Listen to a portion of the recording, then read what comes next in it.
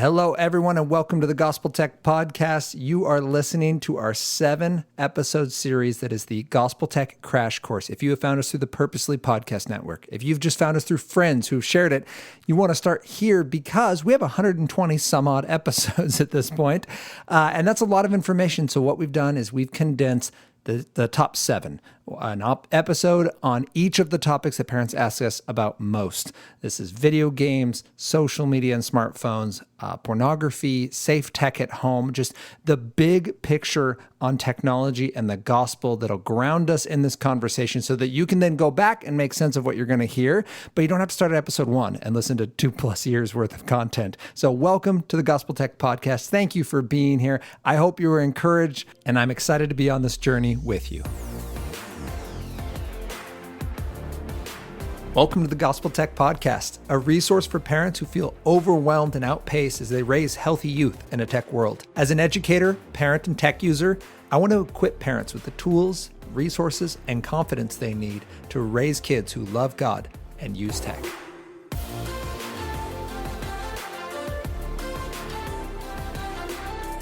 Hello, everyone, and welcome to the Gospel Tech Podcast. My name is Nathan Sutherland, and today we actually get kind of a special treat. We are going back to an interview I did last year with a friend of mine named Roger Smith. Now, Roger is a local teacher. He is a dedicated advocate for young people, and he is an experienced coach as well as a teacher. He's worked 30+ years with a group called NBC camps. They're actually the nation's largest, really the world's largest overnight basketball camp. And that's actually where I met Raj for the first time, was as a camper 20 some odd years ago. It's actually where I met my wife, full disclosure, that will come out in the interview. So we have had this really cool journey of watching Raj both as a mentor and then just as a man of God who loves young people, who loves his family, and who kind of is at the forefront of work with technology and with faith and in the schools, as well as his family, as well as the young people that then come up and work in his organization, because a lot of campers end up working for NBC. And just, he's a man that I love to pick the brain of. And as I was thinking of my sons going back to school this year, they're now 7 and 5, so they're second grade and kindergarten. This interview came up as my wife and I were talking. I was like, you know what? Like, it's such a solid reminder of what we can do to love our children well. So I'm actually, this is a repeat of an interview, but it got so buried. It's like way back in the first dozen or so interviews we did, or actually entire episodes we did, that I wanted to bring it back up to the top and just give this fresh look at the wisdom that Raj has gained by faithfully following the Lord, a little bit of his testimony that's in there with his 2 kiddos, and specifically his oldest, Luke, and he'll share a little bit about that. And then specifically his insights on what is the place of technology, because it's not something we're going to just run from. As we start school, some of us started school and are now getting put back into our homes, and we're kind of freaking out, right? Or some of us see that coming, and the anxiety we feel is real. And I want to help us, and I want Raj's voice to help us parse through what of that fear is something honest concern that we need to act on. What of that fear is just because, frankly, it's stressful and there's a lot of anxiety in life when kids move back into the home again, and that wasn't the plan. And what of that fear needs to be handed over to the Lord and say, Lord, this is not something that I should be trying to control. It's something I'm giving to you. And how do we determine, what does that look like to love God, to use tech, and to have the gospel at the center of our technology use? And Raj does it amazingly well. So that's our conversation today. So with no further ado, let's get this conversation started.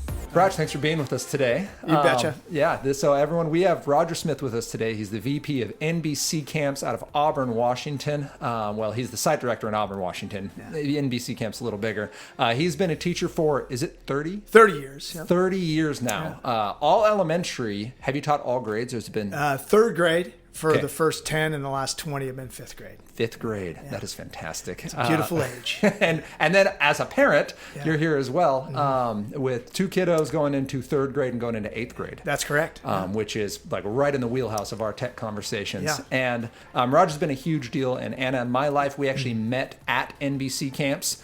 which is a whole nother story for another day, because I'm not a basketball player and I should not have been there. But the Lord used that to blow my life up, which was fantastic. You were awesome, my friend. Thank you. Yeah. And you married up like all good men do. So far up, which is just incredible. Yeah. But really excited to have you here today to kind of hear from your expertise and your experience in the area of the gospel, because that has been a major area of your camp. I mean, the camp is, we want to make you a better player and we want to make you a better person.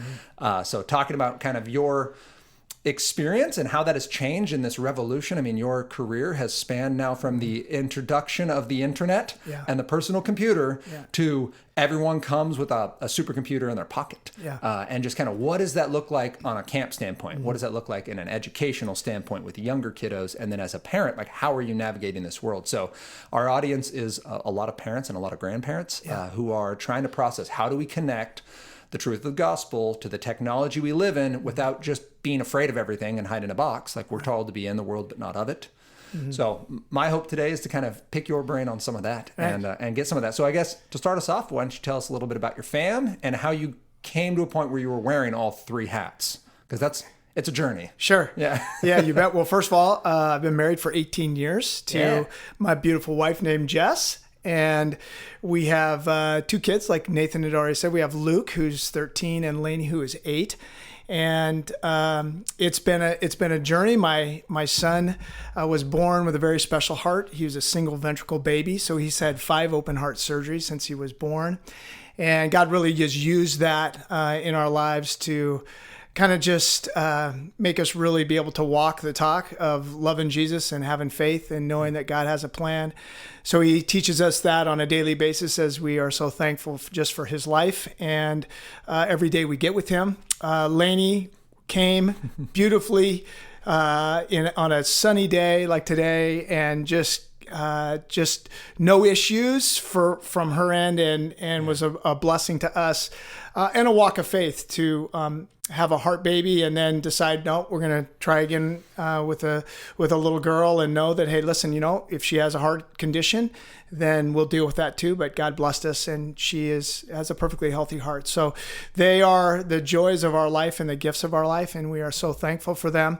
So that's kind of my parent hat. I started thinking about teaching, even as a high school student, teaching and coaching. And that's when I started working at NBC Camps. NBC Camps was in my life from age 9, and I'm 52. And this will be the first summer in the history of my life that I will not be doing NBC Camps, thanks to COVID. Because of COVID. COVID-19, yeah. So, but NBC was a place that my parents chose for me to be at, and because it was had a Christian emphasis. And so I grew up going to NBC, then I grew up going on tour with them. They had international tours, and after that tour, some of us were selected to work. And so I started working at camp and coaching there, and realizing how much I loved kids and loved being around kids in that aspect. And so I never stopped working at NBC, and I just kept going on, and I kept moving up and up. I did everything from sweep floors to now running one of our larger sites in Auburn. NBC Camps is almost a 50-year-old camp, and God has continued to protect it throughout every season. And this is a season where he's continuing to do that, hopefully. So in new ways. In new ways, that's for sure. So, and then I decided to go to Pacific Lutheran University, where I got my educational elementary degree in both K through 8 and then regular ed, and then K through 12 and special ed. And then I got my master's degree in curriculum and instruction from Go Bulldogs, the Gonzaga University. So the Gonzaga. The Gonzaga University. So that's kind of how all three hats fit on my head right there. And that's incredible. I want to kind of step back, because when we talk Luke, I mean, we're talking technology and we're coming from all sorts of, but I mean, Luke has been an example of how God uses people with special degrees and specialized educations, and then specialized tools. Yeah. Five heart surgeries. Yeah. 5 open heart surgeries. And his first one was just amazing. We knew nothing about open heart surgery. We knew nothing about any kind of heart conditions, nothing. And congenital heart disease is actually the number one defect in the world for young kids to have, whether it be as severe as my son's or just a simple hole in the heart where they can go in and close. It's not really simple, but based upon the spectrum of things, Sure. It's one of those things where they can really go in and use now through catheterization and different things like that. They can go through and do a lot of surgeries just through that process. So technology has been extremely advantageous in how that Even on a baby leg, you can not so much on a baby, Okay. but more on a larger human. But it is as a baby they go in and yeah, they have to perform open heart surgery. Yeah.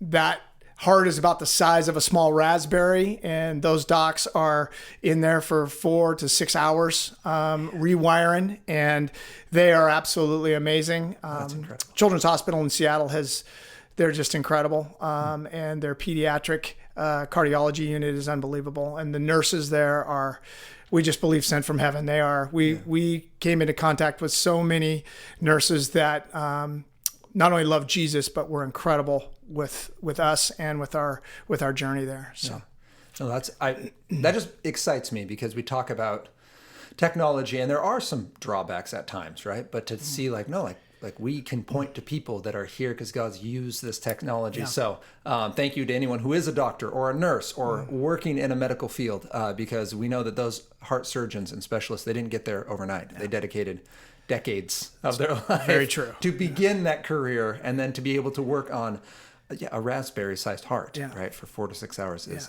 mind-blowing. So I just in hearing that, I wanted to kind of recover.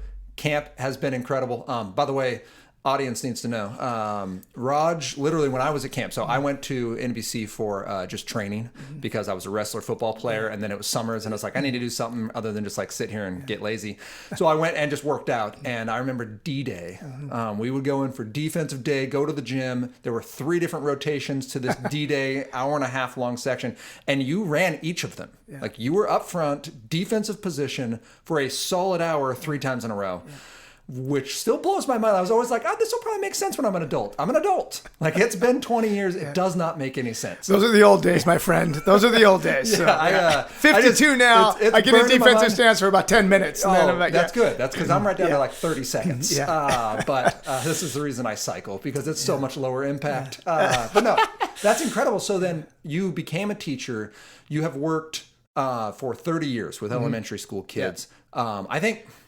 Actually, I'm going to jump. Yeah, let's go teach first. Let's walk into that. So let's talk with your teacher hat on. Yeah. I mean, just walk me out. So I'm an 8th grade teacher, so I get this a lot. Sure. I'm going to pass it back to you. Why 5th grade for 20 years? Yeah. I think for us, and I teach with an incredible guy named Mr. Cranston. We've been teaching together for 30 years. So we team teach. We have a wall that opens up.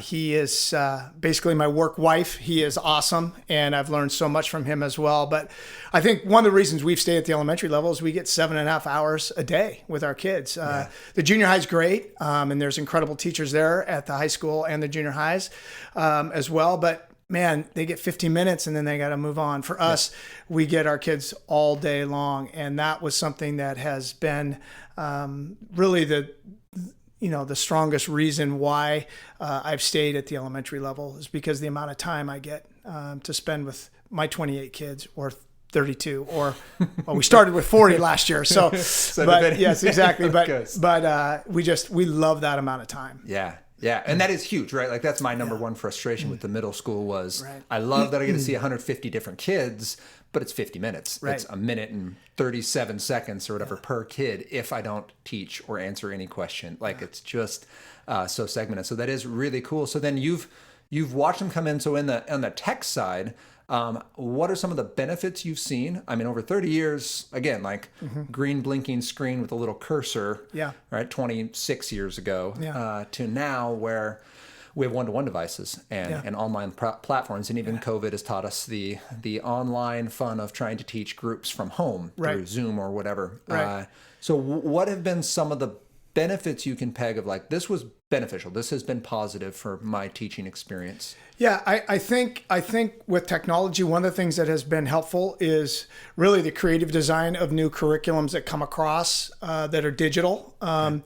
There's a lot of kids that we're learning that have a lot of different learning disabilities, obviously, as we know, and simple things like being able to, being able to color code sentences with different words that mean different things. Sure. Kids can pick up on those colors. That's a lot easier to do in a computer platform or in a technology platform than it would be, say, in a book where you're having to go through and make these words all blue or these sure. words. You can change the color of screens. So for some kids that struggle with the ability to read, a certain color background now has been shown to make those kids have it easier for them to read.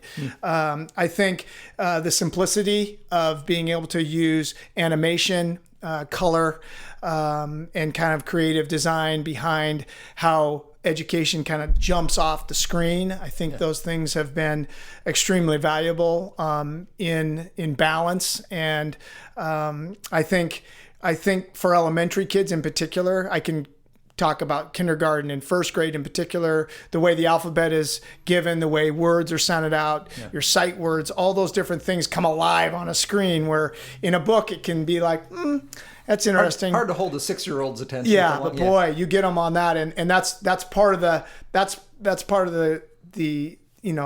deal that kind of makes it tough. Is like, wow, these are all these incredible programs. Right. My kid's super engaged, but the problem is they become engaged for not just 30 minutes. They move into an hour or 2 hours, and then they move to another screen and another screen. So that's where I know we're going to talk about the balance. But there has been a lot of really good things that technology can bring, again, with just making sure that it's balanced and being able to watch and have good boundaries on the time frame that you're using those. Yeah, because the engagement is awesome, right? That's often as parents, we're like, well, is it educational? Right. Are they engaged and enjoying it? Like, then we're fine. Right. But that when they're using screens like that, they're not just learning the alphabet. Like, they're also learning, this screen is fun to learn the alphabet, right? This screen is fun to learn math. Yeah.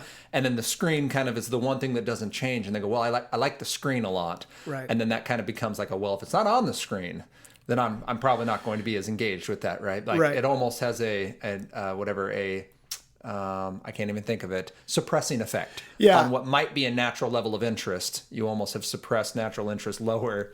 Right. And I think the tough for the sake of engagement. Yeah, I think you're exactly right. And I think that's the tough thing that we're finding out as parents and as teachers and as educators. And the more and more we get into this, the hard thing is that engagement piece is such a big carrot that sometimes we forget. What's going on there is how much stimulus they're getting. And so that stimulus then breeds this automatic.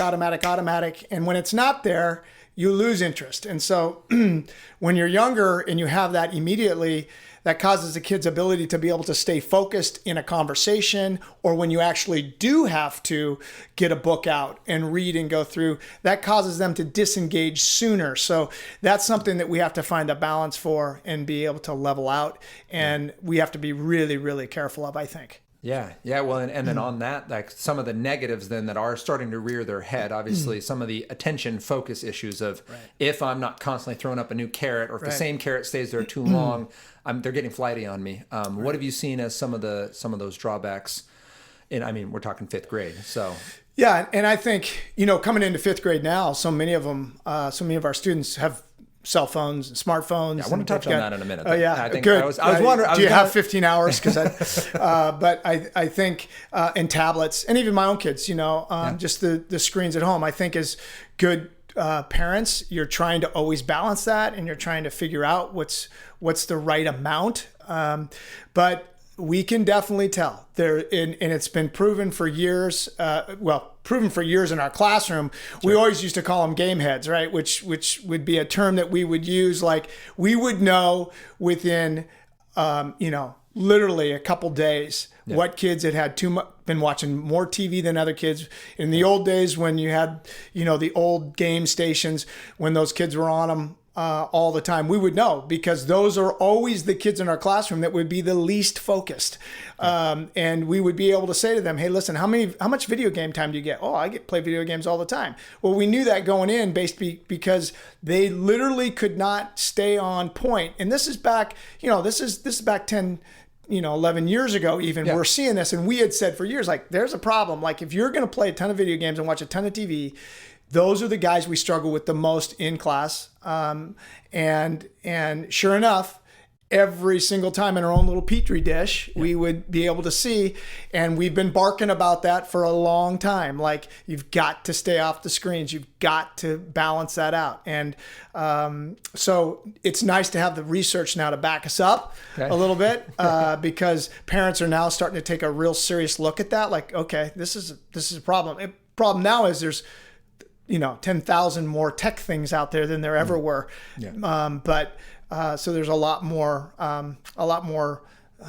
temptation to do and be on different screens. But it was definitely evident long before all the research came out as well. Yeah, which is, that's one of the things that just drives me bonkers. So in COVID, I'm watching this, right, of kids and where are the kids that I'm still connected with, and I communicate with them. What are they doing? Where are they going? And one of the big things kids will complain about is, well, there's no one outside, right? Like, I go out there, but like, I'm the only kid on the street, right? Not who lives on the street, but like, I'm the only one outside. Right. So then they're like, well, I go to where the other kids are, right? And they're on social media and they're on the games and they're doing that. And it is this kind of cyclical argument of like, well, I need tech so I can be connected, but tech is the thing that keeps me from being connected. Right. And so like, that's where the people are, but that's like, I'm not making any friends, or I'm not developing, or I am, but it's costing me something. Right? And I'm not able to maybe be as engaged. And it is an interesting thing. So it's interesting to hear that from the elementary level. At a middle school, we definitely could tell.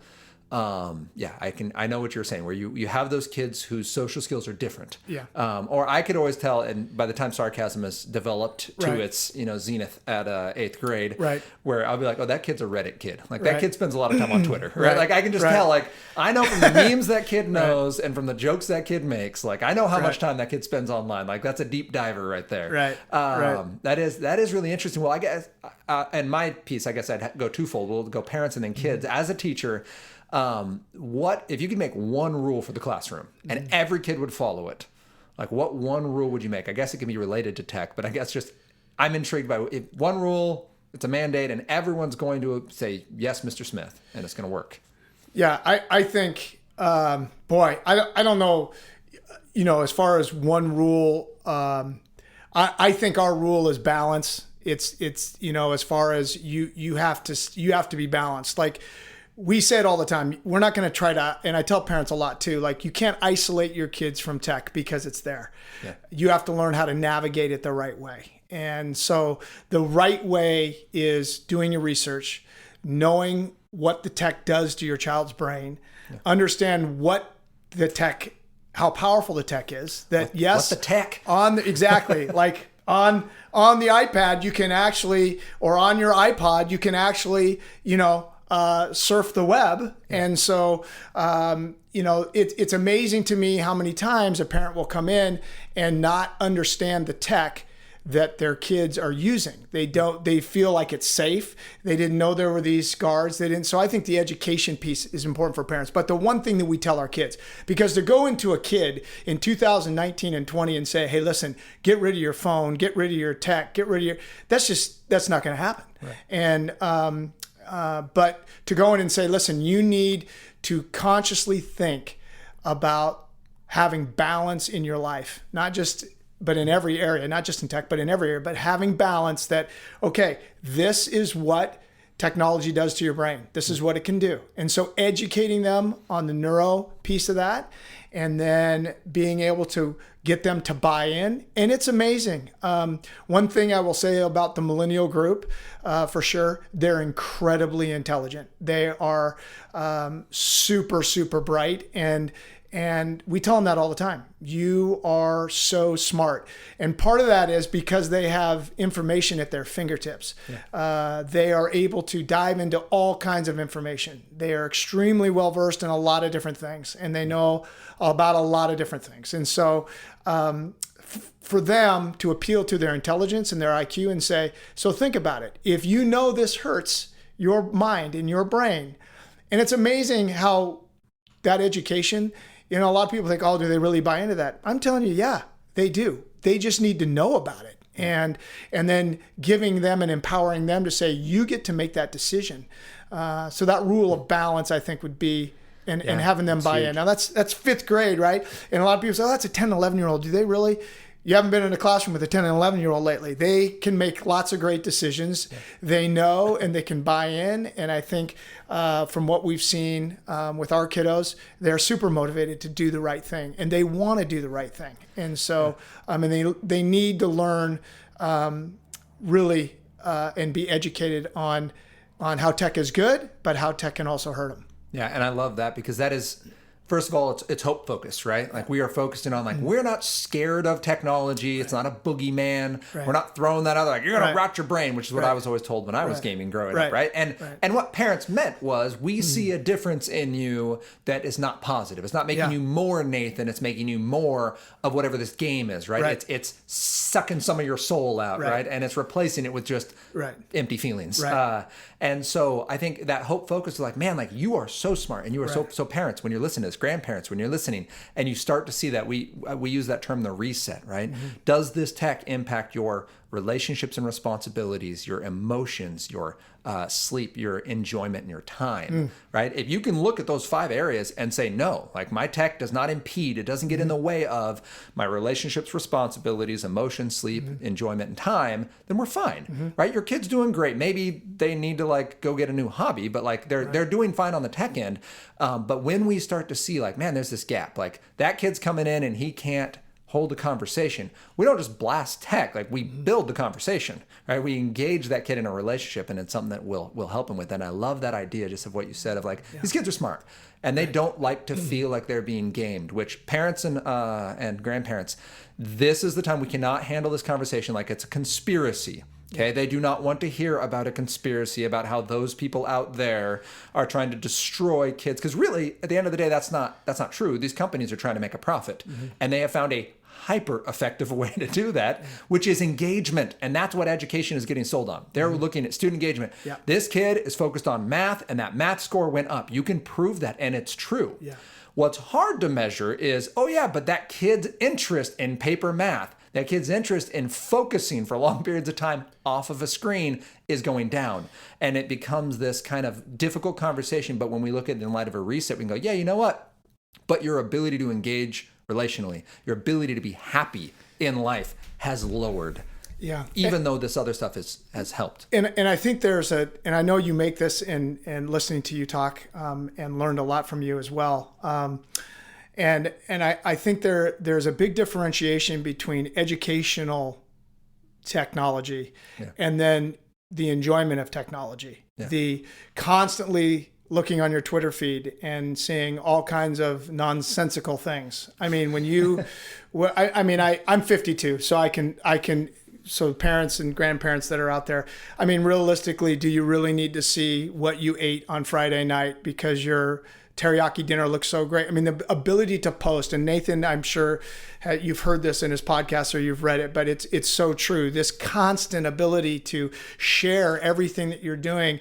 Okay, that's a stimulus that I think becomes out of balance and out of whack and makes you a little funky on the other side. The ability to never call anybody, but only text. I was just talking to a young lady who's going to getting prepared to get a very nice scholarship to go on and play in college. Yeah. And we had to really work on her conversation skills by way of phone.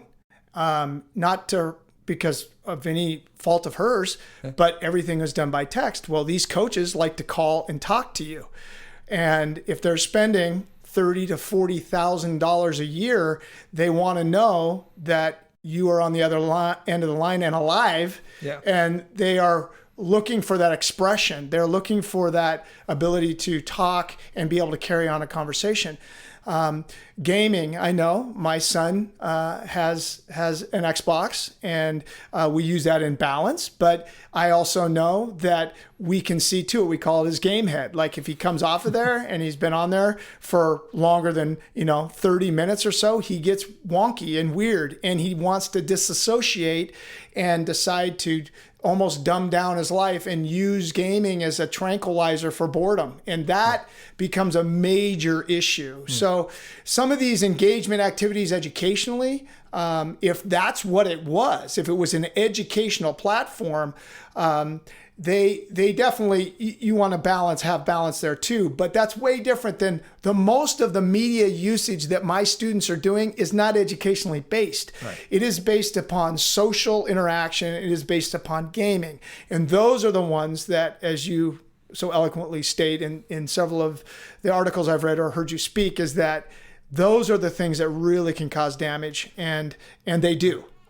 They really do. Yeah, so. And that's where we break the tool tech and the drool tech, right? So Yep. doctors saving kids' lives with heart surgery and robotic machines that can go through, catheter systems to repair hearts. Tool tech, right? It's operating at the pace of real life. It's building and creating, and it's being driven by the user, whereas drool tech is what we're seeing, right? Where it's passive and it's faster than real life, and it often has built-in rewards looping us back through where we are being used. And we talk about on social media, right? The idea that you have to pull to refresh your social media. Like they could have just given you that. It's a slot machine trick that's being used, right? Yeah. And if you guys want to read a great book, Hooked by Nir Eyal is a great and that's Nireyal. Hooked is a great book to kind of introduce this concept of what our social media and what these big tech companies are using, and then how those are being implemented in. And he's not saying it's bad, actually. He's actually telling people how to do it, but it's a super interesting read if you're interested, because that is what we're seeing in that blurring, right? Of like, well, now we have educational products being released with this gamification tied in. Yeah. And you see some kids getting their faces absolutely eaten off, right? Yeah. Where they can't pull out of that task and go to the next one. And we're seeing some of that. So then I guess I want to focus you, because you mentioned smartphones. So I guess with the teacher hat still partially on, let's move to parent and teacher. Smartphones. I guess I'm just going to tell you, I probably showing my age. Even at NBC, it's so funny because over the years, we never used to have to worry about phones coming to camp. And then we ended up stating about 10 years ago and saying, hey, listen, we're not going to allow smartphones. Is this for campers? Yeah, for campers. We're not going to allow smartphones. And it was just so funny because most of the generation of people that were sitting there were my age, right? So they remember payphones, right? Well, with camp and all those types of things, like you need to be there and focus. So I would use a 10-year spectrum here. At the beginning of that 10 years, it was like very few. And then, 3 or 4 years in, there was a few more and parents were still great. And then about 5 or 6, 7 years in, that's where we hit this kind of, I could feel the audience in my parent orientation looking at me like, yeah, but it's safety issues, and we got to make sure that they can call and they can. Whereas we all know when we went to camp, there was zero communication with anybody, and I get that, and I understand that perspective that there does need to be a safety, and yet we were still trying to say, hey, parents, you know what, we're going to make you make the decision, right? We don't want them here. We're not going to be responsible, which is interesting because 50% of them took them and 50% of them didn't. Right. And so, but then in the last year or so, last couple years, I've noticed more of a willingness. They were excited that I was the bad guy because they would go and say, Raj said you can't have your phone at camp. And so they almost wanted me to say, hey, listen, hold that line. Make sure that they don't need it here. If they need to their coach has a phone, they can call an emergency. They can grab it anytime they want. We still allow parents to make the decision. And interestingly enough, there was fewer phones at camp in the last couple of years than there were 5 or 6 years ago, which is it's really interesting. But that's just, again, another little petri dish that I'm able to see. I see that movement where parents are starting to understand more and more, and it's kind of a good thing. You hear all kinds of business trips now where they take the phones before they even start the seminars. They put their phones in a basket. Nobody listens. It's socially good social etiquette is to not have your phone sitting on the table. You turn it on off. All those types of things. So people are becoming more and more aware of the issue. I will tell you this. as an educator for 30 years, camp director for 35, there is no single thing that I have seen damage families or relationships more than the cell phone. The ability for kids to get into drama that they don't need to be in, the ability for them to immediately send a message that had given them 30 more seconds to think about they should have never sent. Kids have made more mistakes on the power of a cell phone than in any other venue of media that I have seen. And I tell parents this all the time. It's a distraction to your home. It's a distraction to them at school. It is a distraction to them emotionally, socially, and spiritually. And while it can be a really powerful tool that can allow them to do certain things that are good, excuse me, I think more than not, without very extremely strong boundaries, without extreme boundaries on it, it becomes a device that is hurtful. And as guys, there's no bigger drama than on the cell phone. I mean, you're just involved in things you don't need to be involved in. And so I think I've seen it over and over and over and over again. You ask my students, they will all say, Smitty says, Cranny says, I don't need a cell phone. I don't need a cell phone. And the kids that actually, whose parents have decided to take that away, they have come back and said, I'm so thankful I'm not in the drama at junior high because I don't even know what's going on. Yeah. So I think those are extremely dangerous, and they still are, especially when parents just kind of think, oh, it's a phone. I know what they're doing. I kind of check it every once in a while, but man, I've seen a lot of hurt and a lot of damage done with those. Yeah, and where John Mark Comer is out of Portland, Oregon, and has a book called oh my goodness, what is it? Fight Hustle. The Ruthless Elimination of Hurry is what it's called. Yeah. I was thinking of the podcast he did with Jefferson Bethke, but the Ruthless Elimination of Hurry. Wow, is basically says you got to be more Amish than you think. Right? Like our goal isn't be Amish, but you probably have to be more Amish than you think. Right. And that idea of like, man, there are so many positives to this, but like, what are we giving up to get there? And what is this cost balance?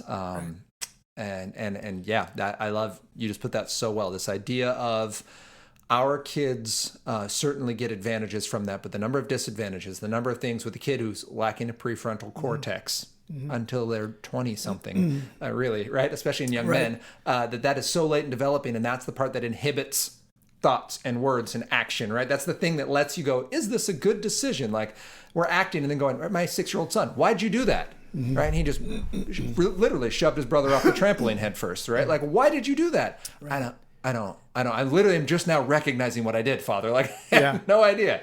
That's so good. I think also there is a choice.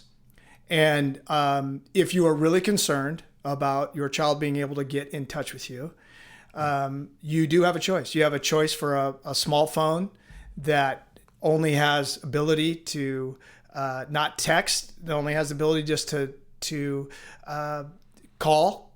There's no camera. My son's cell phone is so stripped down. I think our landline has more options than his cell phone does. So is it a smartphone? Is it a flip phone? What do you got? Well, he was really cool at junior high because he was the only kid with a flip phone, and so which was hilarious. His buddies all thought that was great. Yep, I'm sure he loved that. He did. Like, he actually embraced it quite a bit. Was kind of neat to see. But then they also make a smartphone now that looks exactly like a smartphone. It's the Gab wireless. Yeah, Gab wireless. Yeah, and he. There's nothing else. Does he use that? He does have Gab. Okay. Yeah, and so you have a choice now as a parent, and why I just think it's important to draw the line. You can draw the line now and go through that little bit of a war with your kid, or you can face them getting messages that they don't intend to get, or pictures that they didn't realize they were getting. And we say to kids all the time, remember, as soon as you hit a delete key on your phone and you think it's deleted, it's not. And so the ability to think that you're cleaning things up, or you're not able to be tracked, and you're not able to be, all that stuff can be unlocked and found. And so anytime you press send on a cell phone, you better understand that there's a footprint. And now, you're going to be held responsible for whatever that says. Yeah. And I think that's huge. I think you guys should start like a wall where it's just, here's famous people who did what we're asking you not to do. Right. And like, we're just going to put them up. It's a smart just, idea. Just a bunch of pictures, because this idea of like, well, that happened to those people over there. Right. But like, I'm a good kid. Like, I'm working hard. Like, everybody makes mistakes. And be like, no, like, here's people who they have amazing degrees and they're powerful individuals and they're extremely well informed and they're influent. Like, these are people we would consider important individuals. Right. Like, and maybe just post the number of like followers they have on social media. Like, this person has 4 million followers. Like, and this is what they just got, right? Because I think just in the last 9 months, we could find a lot of individuals who would have some cachet with name brand that you would recognize and have done some things you're like, really? That is amazing to me that like that occurred, and that you were thinking that would be okay, that would work out for you, right? Or that you're surprised that this occurred. And like, just I think there's just a shout out Justin Bieber. I think he's had to publicly apologize 28 times, I believe, and he's not 28 years old yet. So when you look at like, all right, so it's like 2 or 3 times a year that he's had to make like formal apologies for things that he's posted or done, and I think with him, it's not about like, well, it hurt his brand, but it's what's this example when someone saw it, it's like, that was awesome. I want to be like, JB. So I think I love that advice that you're giving to people. And when you look at Lainey, then does she have a smartphone yet? Does she have a Gab phone?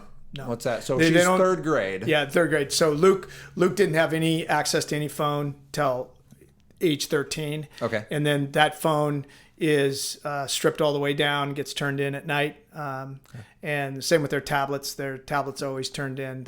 We have similar things to what you have instructed, and other people that understand what this is. So strong boundaries on time frame and minutes used. You are guilty in my house before proven innocent. So you are not innocent. And then before guilty, you are guilty first. So we kid them about that a little bit, but we monitor everything. So anything they're on, whatever, we have the ability to see everything. And that's the great thing about now. There's so many. Again, parents, for me, if it's amazing how many things are out there that parents, again, and I'm coming from an educational standpoint, just don't know. They just, and that's why I'm so thankful, Nathan, that you're doing this, because I think you're alerting us to, hey, there's all kinds of things you can do to stop the invasion. You know what I mean? And there's all kinds of safety measures that you can do. I think the biggest thing that hurts parents is lack of education on what social media is, on what it does to your brain, and what actually is out there. You have to be smarter and more aware than your child is on the new programs, the things that they can put on their phones, the things they can download that look like normal apps. They even have apps that look like they're educational apps that you can download to your phone, but actually they're communication apps that get around parents even be able to see texting or anything. I mean, there's so many things that I could go into where parents have said, well, we thought this, well, we thought that, and their kid just owned them because you didn't pay attention, you didn't research the app, you just let them download. It's a free for all. Yeah.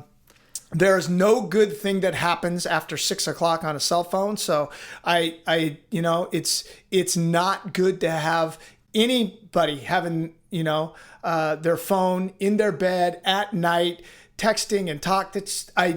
There's nothing as an educator or as a mentor to lots and lots of kids or a coach that we've ever seen. Even the college programs are going around these days, and basketball programs are collecting cell phones at night. Okay, so there's guys. Yeah. I mean, that's how big a deal it is. It's like it's just too much of a distraction, and I think that's really good to let parents know. Listen, there's always an out. You always have the opportunity to sit down and talk and bring it in love and say, hey, listen, we care about you. We love you. Here's some things that we need to do as a family and work together towards that. Yeah. And I think because there is this feeling, like I always get parents like, how do I know everything they're going to do forever? And I'm like, well, you talk to them. Right. Like that's how, because let's say we get this thing, buttoned down tight enough that this kid's never going to make a mistake without you knowing about it. At the end of the day, if there's no rapport, if there's no relationship, like God knows everything we do, but that doesn't make us stop. Like what makes us stop? Like the love of God, like recognizing like, why would I make this decision that hurts someone who loves me so much when I could be with the person who loves me so much and enjoy that even more. Like this is just it's a shadow, it's a lie. And the way our kids are going to grow to hate the things that are hurting them is to actually be in the presence of the God who loves them. I agree 100%. I think one of the blessings God has given us is people like you and other people that are out there in the industry right now, giving us the opportunity to be able to share with our kids. We can't underestimate our kids' own intellect to say, I don't want this to hurt me. I can't tell you enough that we have incredibly bright kids and they want to do what's right. So, but it's up to us to give them the information. And guys like Nathan have provided us as parents the opportunity to share specific scientific-based research about how this neurologically hurts you and the pathways that it's creating. And I just think sometimes we don't give our kids enough credit to think like, oh, they'll get that.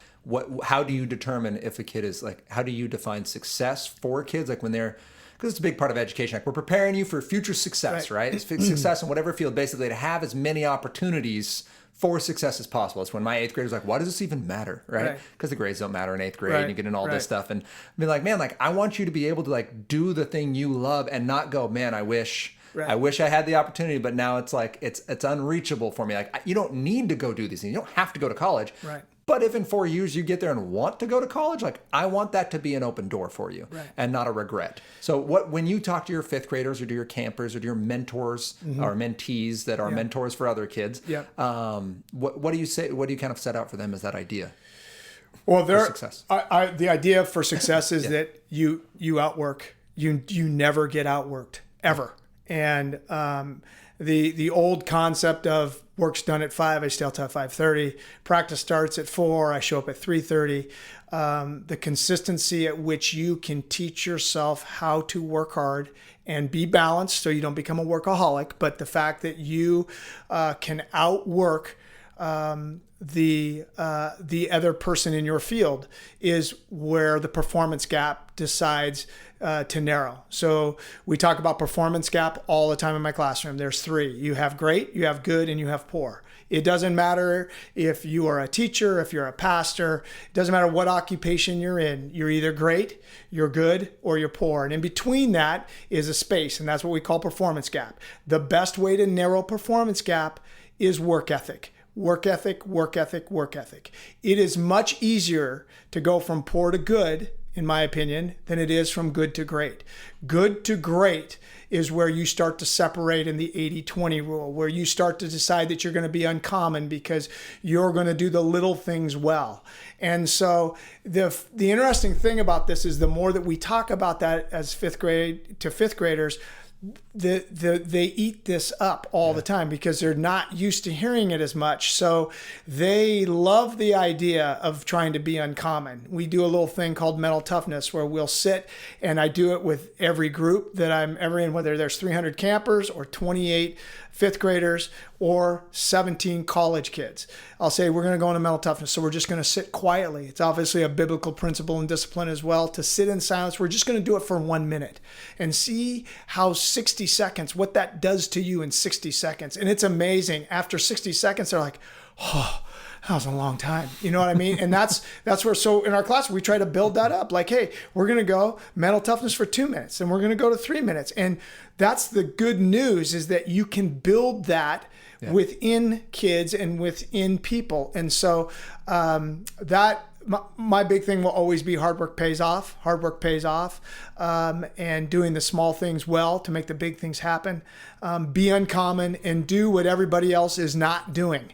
And work to be somebody that God has anointed to be the very best that they can be. And I think that all of us have that inside of us, and God gives us that gift. We just need to unlock it.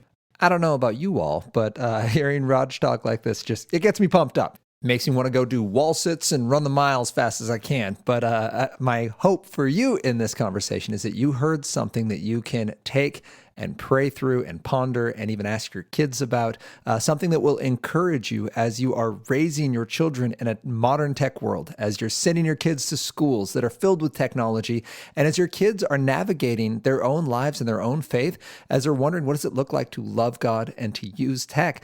Because we need more than just really good rules. Rules are going to help our kids. They're going to provide safe boundaries. They're going to provide great conversation pieces and model what it looks like to love God in action. But good rules are not enough. If they were, we wouldn't have to move past the Old Testament. We would need no new covenant. But we do. We need hearts that are renewed, and that reality of a Holy Spirit that indwells, that changes us from the inside out, impacts our technology as well. So I hope you heard something from Raj that will get you thinking this week. If you have any questions, you can email me, nathan@gospeltech.net. You can find us on social media if you're on there, at Love God Use Tech on both Instagram and Facebook. And you can also visit our website, gospeltech.net, where we have a lot of resources. We have the Gospel Tech Workshop on there where you can make a family tech framework that establishes kind of the ability to fight for your family, not just with them when it comes to technology. And you can join us next week as we continue this conversation about how we can love God and use tech.